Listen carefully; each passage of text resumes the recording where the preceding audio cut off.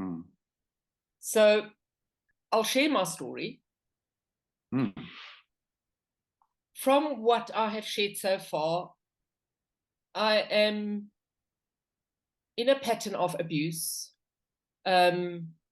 Abuse from my stepfather, although I recognize that it was his wounds that caused what we today would call abuse,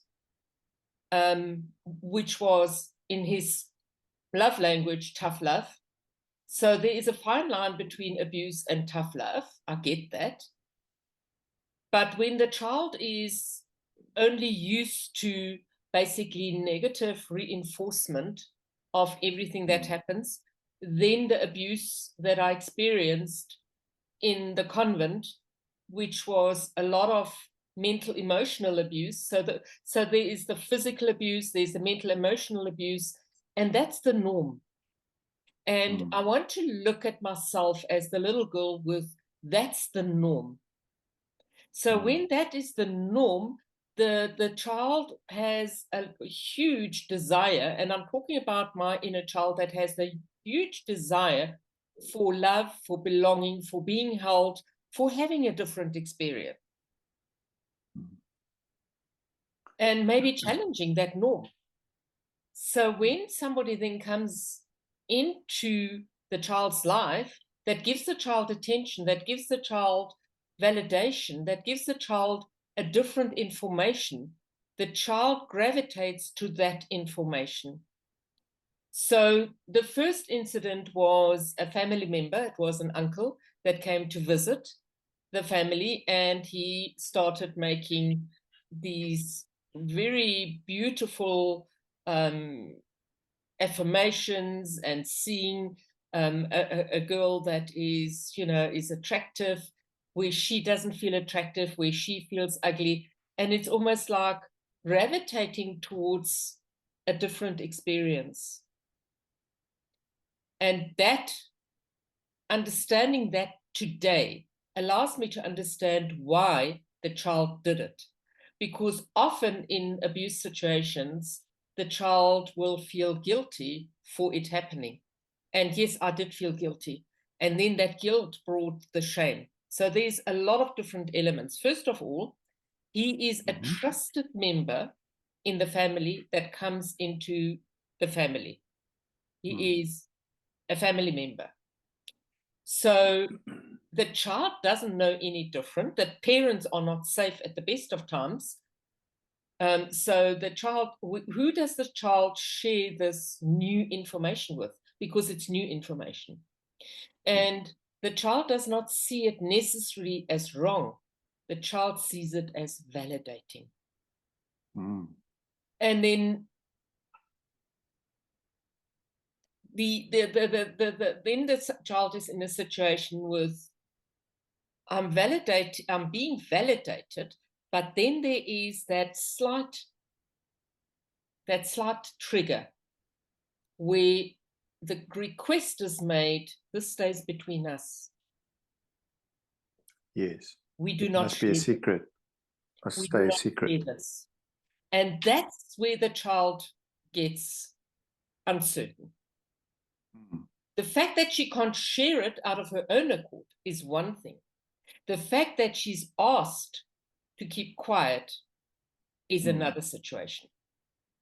So in my case, I took that as a warning, and then I kept my distance from there onwards, because it was, I've already, now the shame comes. Why do we need to keep this quiet? What's wrong here? And now comes the guilt. Why do we have to keep it quiet? This is a secret. So the guilt then also comes in with this. So that is one incident that is very clear in my mind. And then another incident is then again, this particular family lives with my parents for a holiday. It's my older cousin, and and he comes in and out. In fact, he lived in our house for a while he was studying. So he is now, again, he's a trusted member in the family. our family has an obligation towards him. He's an older cousin. He's come to live with us so that he has a board and accommodation. So he's almost like he's seen as the brother in the household.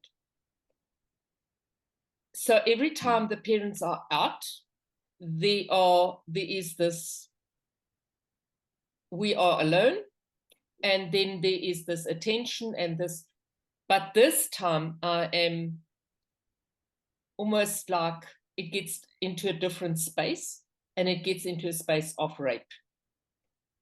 And the parents are not there. There is nobody around. So the child, in this case, feels helpless, has not agreed to this because he is my cousin. And by this time, I realized this is not good for me. But again, who do I speak to?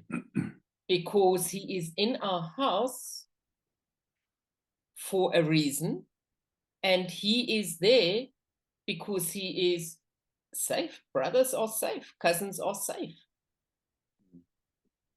So now I have another unsafe element in the house, and I cannot speak about it to nobody. Yeah. And that brings a lot of shame, because it doesn't feel good. It's not right. And he is stronger than me. He is more powerful than me, but I can go nowhere. I can not hide myself to get away from him. And so my behavior becomes odd. Because my behavior becomes odd, I'm wrong, because my behavior becomes odd. And so there is, again, the same experience as in the convent. You are the one who does something wrong. Your behavior is odd, yet I cannot speak about it, because I do not trust that my parents would listen. And also, I need to protect their relationship, because it is bigger than me. And who am I to argue with what the adults have decided? So there is this big dilemma in this type of situation.